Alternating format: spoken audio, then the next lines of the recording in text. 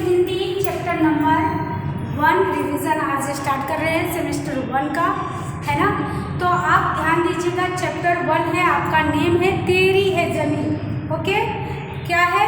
तेरी है ज़मीन। लास्ट वीडियो में हमने इसका इसको अर्थ भी बताया था और शब्दार्थ वगैरह सब लिखाए थे। इसमें क्या दिखाया क्या है कि प्रस्तुत कविता एक प्रार्थना गीत है। क्या है ये? प्रार्थना गीत है, जिसमें ईश्वर के प्रति कृतज्ञता का भाव व्यक्त हुआ है। साथ ही ईश्वर की सर्वोपरिता का स्वीकार किया गया है ना। इसमें ईश्वर के बारे में सर्वोपरिता को स्वीकार किया गया है कि ईश्वर ही सब कुछ है, ईश्वर के बिना हम कुछ भी नहीं कर सकते। वो चाहे तो जिंदा कर सकता है, वो चाहे तो मार सकता है ना। इसमें 1 पंक्तियाँ पढ़ेंगे, एक लाइन। तेरी है ज़मीन तेरा आसमां, तू बड़ा मेहरबान तू बख्शिश कर। ओके, तो इसको फिर इसमें शब्दार्थ भी है। बख्शिश मीन्स भेंट, उपहार, क्षमा करना। मालिक मीन्स स्वामी, ईश्वर है ना।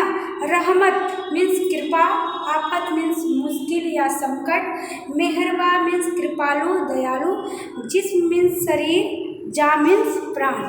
तो ये आपका शब्दार्थ हुआ।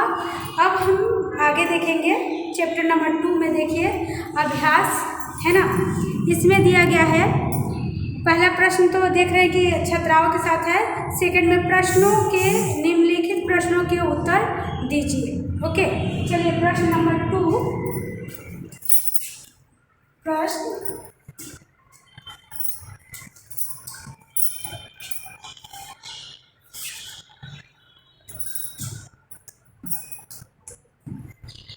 प्रश्न 2 है ना। निम्नलिखित प्रश्नों के उत्तर दीजिए। देखिए यहाँ निम्नलिखित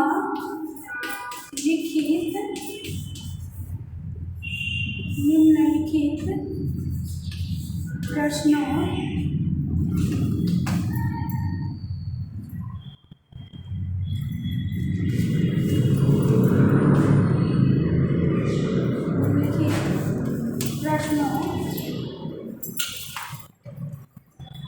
के उत्तर दीजिए, है ना। निम्नलिखित प्रश्नों के उत्तर दीजिए। इसमें आपको लिखना है, पहला प्रश्न है ना। पहला प्रश्न देखिए टेक्स्ट बुक में। आपके मत से सृष्टि में सर्वोपरि कौन है, क्यों? आपके मत से सृष्टि में सर्वोपरि कौन है, क्यों?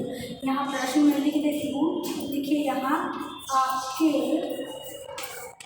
है ना, आपके मत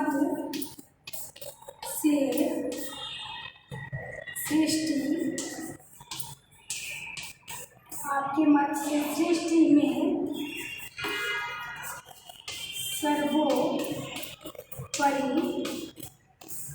सर्वोपरि कौन है,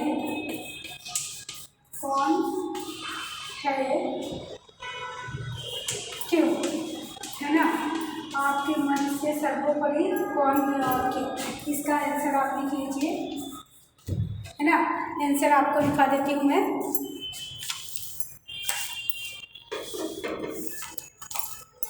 लिखिए, मेरे मत से सृष्टि में ईश्वर ही सर्वोपरि है।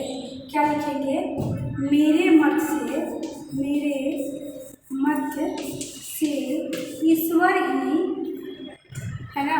मेरे मत से सृष्टि में ईश्वर ही सर्वोपरि है। ईश्वर ही, मैं साइड हो जाऊंगी, आप लिख लीजिएगा। ईश्वर ही सर्वोपरि है ना।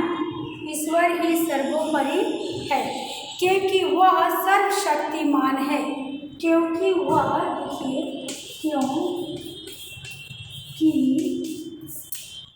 क्योंकि वह सर्वशक्तिमान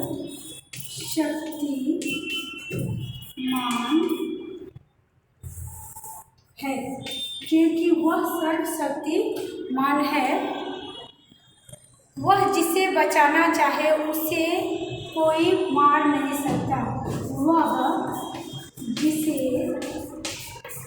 बचाना चाहे उसे कोई मार नहीं सकता, कोई मार नहीं सकता, है ना। ये आपका प्रश्न का उत्तर हुआ, कोई मार नहीं सकता। और वह जिसे मारना चाहे उसे कोई बचा नहीं सकता। वह जिसे मारना चाहे उसे कोई बचा नहीं सकता। लिखिए, और वह जिसे मारना चाहे उसे बचा नहीं सकता। ओके, है ना। ये प्रश्न आपका कंप्लीट हो गया। सेकंड नंबर का प्रश्न है, आप भगवान से क्या प्रार्थना करते हैं? प्रश्न नंबर 2 लिख लीजिए। क्वेश्चन 2 है, मैं आंसर लिख देती हूँ, आज सिर्फ क्वेश्चन आप नोट में देखिए बुक में। आप भगवान से क्या प्रार्थना करते हैं? आप भगवान से क्या प्रार्थना करते हैं, है ना। आप भगवान से क्या प्रार्थना करते हैं? सिर्फ आंसर में लिख रही हूँ, लिखिए, हम भगवान से यह प्रार्थना करते हैं। यहाँ लिखिए, हम भगवान से यह प्रार्थना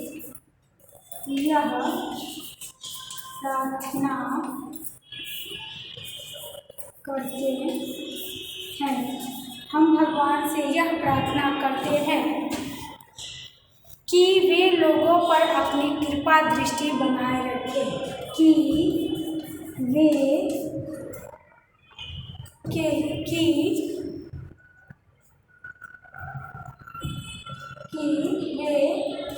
लोगों पर अपनी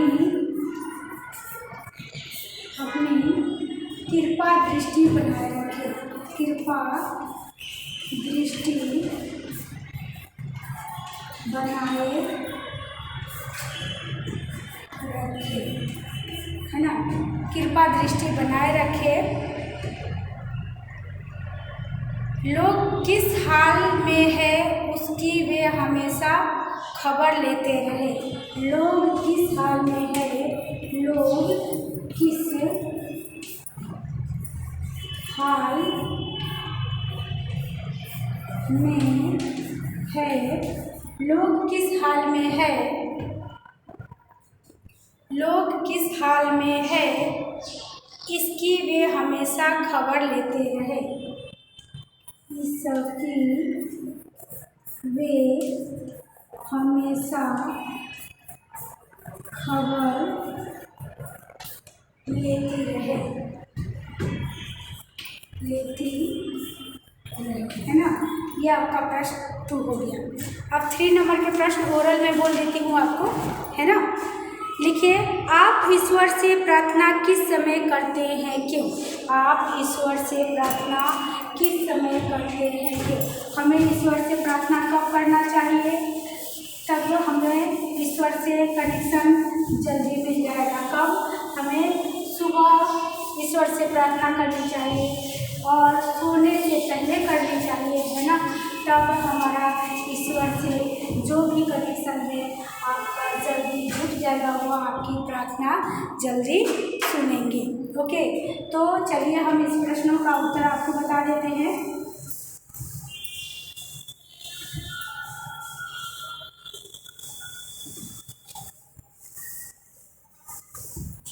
लिखिए आपने, है ना, मैनेज कर देते हैं।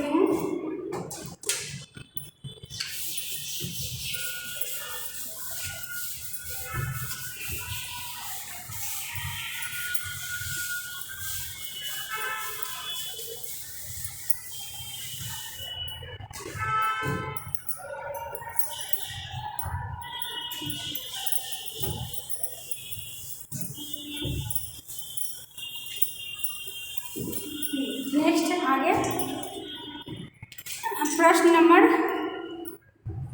Question number 3। प्रश्न आपका है, लिखिए, आप ईश्वर से प्रार्थना किस समय करते हैं, क्यों? यहाँ लिखिए, आप ईश्वर से प्रार्थना किस समय करते हैं, क्यों? है ना, आप ईश्वर से प्रार्थना किस समय करते हैं, क्यों? यहाँ क्वेश्चन मार्क आ जाएगा। आंसर लिख लीजिए, आंसर आपका आ जाएगा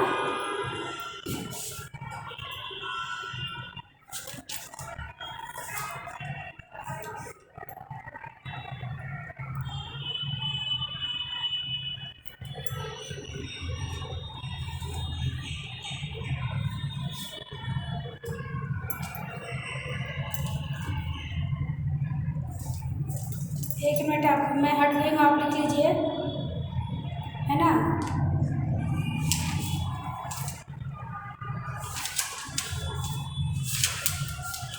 आप ईश्वर से प्रार्थना किस समय करते हैं?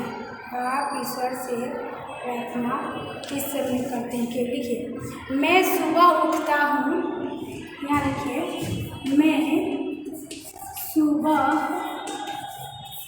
उठता हूँ, है ना। मैं सुबह उठता हूँ तब और जब रात को सोने के समय, मैं सुबह उठता हूँ तब रात को सोने के समय, देखिए, रात को सोने के समय, है ना, रात को सोने के समय ईश्वर की प्रार्थना करता हूँ। मैं सुबह उठता हूँ तब, और यहाँ और लिख लीजिए, तब और रात को सोने के समय ईश्वर से प्रार्थना करता हूँ,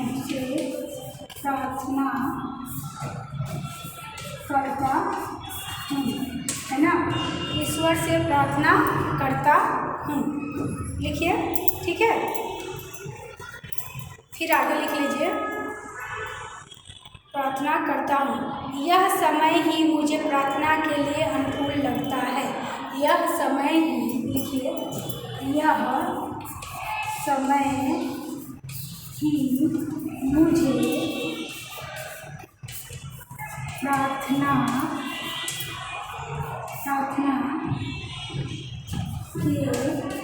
लिए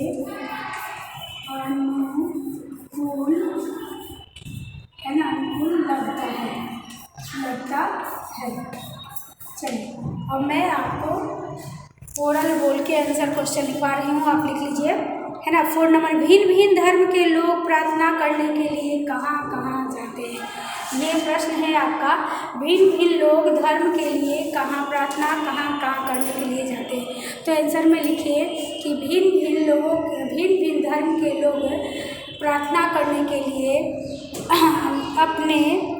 अपने पूज्य स्थानों पर जाते हैं, जैसे हिंदू मंदिर में, मुस्लिम मस्जिद में, और ईसाई चर्च में, सिख गुरुद्वार में, और फारसी अग्नियारी में प्रार्थना करने के लिए जाते हैं।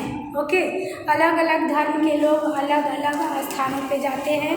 तो आपको फिर से रिपीट करती हूँ कि हिंदू मंदिर में, मुस्लिम मस्जिद में, ईसाई चर्च में और सिख गुरुद्वार में आदि प्रार्थना करने के लिए जाते हैं। ओके, फिर आप यहाँ देख लीजिए, निम्नलिखित शब्दों को शब्दकोश में क्रम के अनुसार शब्द लिखिए। इसमें है हृदय, मनुष्य, सुख, शांति, मित्र, डॉक्टर, सृष्टि, योद्धा, श्रद्धा, और तो इसको क्रम में सजाना होगा। तो कैसे सजाइएगा मैं आपको ओरल में बता दे रही हूँ आंसर, है ना, कि अगर आपको क्रम में सजाना है तो पहले क्या आएगा आपका, लिखिए उज्ज्वल और क्षमता, डॉक्टर, दूध, दृष्टि, धन, धरा, नाविक, मंदिर, मनुष्य, मित्र, योद्धा, शांति, श्रृंखला, सुख, स्वर एंड हृदय। ये आपका प्रश्नों का उत्तर हो गया। चित्र की मदद के से एक कविता की रचना कीजिए। यहाँ चित्र दिखा, जरा इसकी रचना करना है।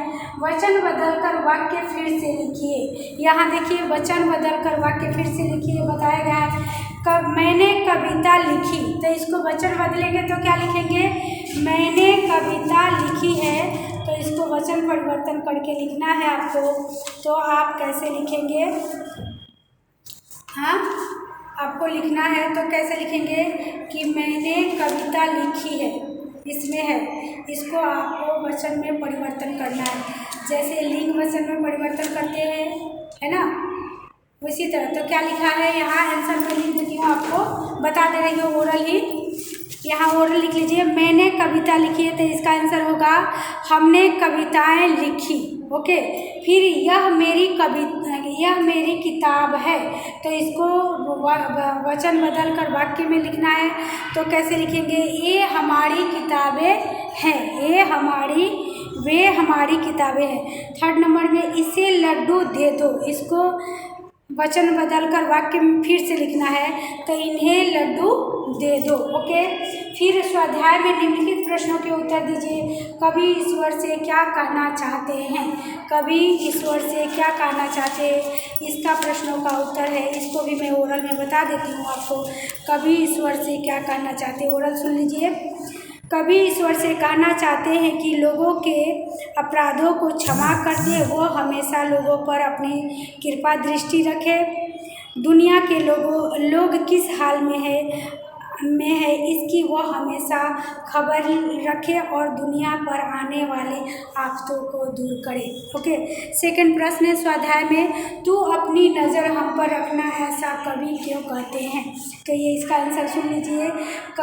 तू अपनी नज़र हम पर रखना, कवि ऐसा कहते हैं कि दुनिया में हमारा जन्म हुआ है, उसी की कृपा दृष्टि से वे हमें और यह शरीर और प्राण भी उसी से मिले हैं। हमारा जीवन उसी के भरोसे है क्योंकि वह हमारा रखवाला है। ओके, इसलिए कवि ईश्वर से हम पर अपनी नज़र रखने के लिए प्रार्थना करते हैं। ओके, फिर नेक्स्ट है, कवि किसे सबसे ताकत वाला मानते हैं। प्रश्न नंबर 3 का है, स्वाध्याय का 3, कवि किसे ताकतवर वाला, तेरे आंसर लिख लीजिए इसके। कवि ईश्वर को सबसे ताकत वाला मानते हैं, सबसे ताकत वाला मानते हैं। ईश्वर सर्वशक्तिमान है, वह सब कुछ कर सकता है। ईश्वर सर्वशक्तिमान है, वह सब कुछ कर सकता है।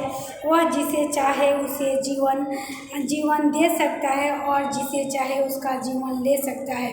वह हर आफत को दूर करने में समर्थ है, इसीलिए कवि ईश्वर को सबसे अधिक ताकतवर वाला मानते हैं। ओके, कवि दुख से क्या कहना, खुद से क्या कहना चाहते हैं, ये आपका आंसर है। प्रश्न है, कवि खुद से क्या कहना चाहते हैं, इसका आंसर है, कवि खुद से कहना चाहते हैं कि वह सर्वशक्तिमान और दयालु है। हम सभी लोग ईश्वर के सामने सिर झुकाकर खड़े हैं। वह सब पर अपनी कृपा दृष्टि बनाए रखे और लोगों में पर आई हुई विपत्तियों को दूर करते रहे, है ना। ये आपका प्रश्न हो गया, है ना। अब आप देख लीजिए, इसमें ये हो गया कंप्लीट। फिर इसमें आपको है, पढ़िए और समझिए, लिंग परिवर्तन कीजिए, स्त्रीलिंग और पुल्लिंग। जैसे है लता, है ना, वचन परिवर्तन करना है। इसमें आपको मैं बता देती हूँ कि वचन परिवर्तन कैसे करते हैं। यहाँ लिख लीजिए,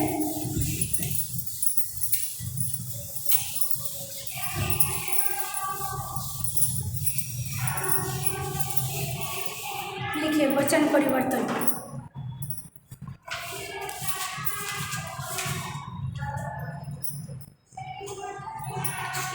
शब्दों का वचन परिवर्तन कीजिए। प्रश्न नंबर 3 से शब्दों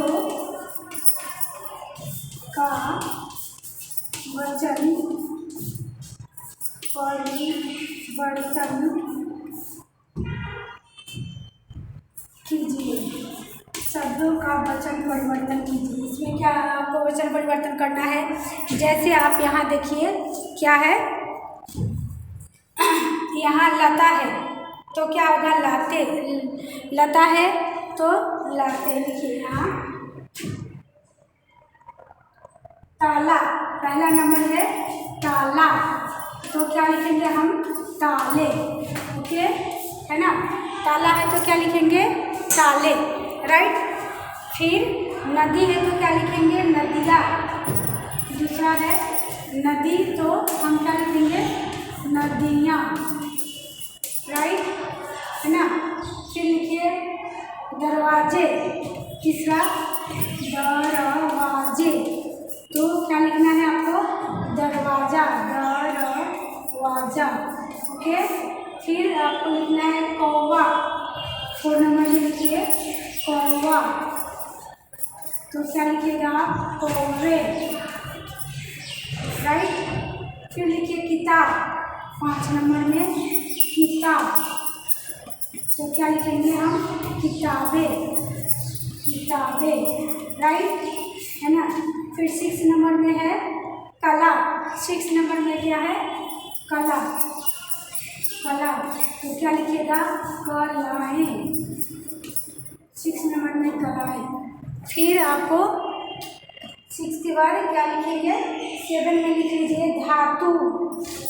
7 नंबर में धातुएँ, धातुएँ, तो इसका क्या होगा? धातु, है ना। जैसे लड़का को लड़की, लड़के का लड़का को लड़की, लड़की का लड़का, है ना। आपको यहाँ क्या करना है? वचन परिवर्तन करना है। कुत्ता, तो क्या लिखिएगा? इसमें कुत्ता, तो यहाँ हम क्या लिखेंगे? कुत्ते, है ना। कुत्ता तो कुत्ते, राइट। फिर आगे देखिए आँख तो आँखें। 9 में लिख लीजिए आँख तो आँखें, है ना। 10 नंबर में लिख लीजिए लड़का, लड़का, लड़के, लड़का, लड़के, लड़का, लड़के। यहाँ जैसे आपको लिंग परिवर्तन नहीं करना है, जैसे लड़का है तो लड़की नहीं, राजा है तो रानी नहीं। यहाँ क्या लिखा है हमने? वचन परिवर्तन कीजिए। एक वचन बहुवचन, है ना। आपने वचन पढ़ा होगा ना कि एक से अधिक होता है उसे बहुवचन कहते हैं, जो एक होता है उसे एक वचन कहते हैं। तो यहाँ वचन परिवर्तन करना है, मीन्स एक है तो 2 लिखना है ना। तो उसके बाद से अभी आ जाएंगे आपको, ये आपका हो गया 3rd नंबर में। आप देखिए फिर यहाँ आपके लिए आ जा रहा है नियमों के आधार पर निम्नलिखित शब्दों को वचन परिवर्तन कीजिए। नदी, नदियाँ, सड़क, सड़कें, ओके कर दिया। फिर इसी में ओरल में आपको बता, तिथि है तो तिथियाँ, विधि है तो विधियाँ, लिपि है तो लिपियाँ, चिड़िया है तो चिड़िया, ओके। फिर आप यहाँ पर देख लीजिए आपका लिखा हुआ है कि शब्दार्थ नया शब्द बनाइए। दूर प्लस गुण प्लस दुर्गुण, ओके राइट। फिर आपका आएगा निर प्लस गुण प्लस इक्वल टू निर्गुण। ऐसे ही आपके शब्द आएंगे, जैसे इसको क्या बोलते हैं? योग और देश शब्दों में पहले कुछ शब्दांश जोड़कर नए शब्द बनाते हैं, उसी को कहते हैं ना उपसर्ग। वे उपसर्ग किसे कहते हैं? उपसर्ग वे शब्दांश जो सार्थक शब्दों को पूर्व जोड़ने पर अर्थ में परिवर्तन ला देता है। क्या है? फिर से सुनिए। उपसर्ग वे शब्दांश है जो सार्थक शब्दों से पूर्व जोड़ने पर अर्थ में परिवर्तन ला देता है, ओके। तो ये आपका चैप्टर कंप्लीट हो गया, है ना। इसी में आपका आ जाएगा ऐसे जैसे कि लड़ाई, दयालु, दयावान, लड़का, okay. Fill in the blanks आएंगे, इसी में चूज द करेक्ट आंसर आएंगे। 4 ऑप्शन रहेगा, उसमें से आपको A, B, C, D में से चूज करना है।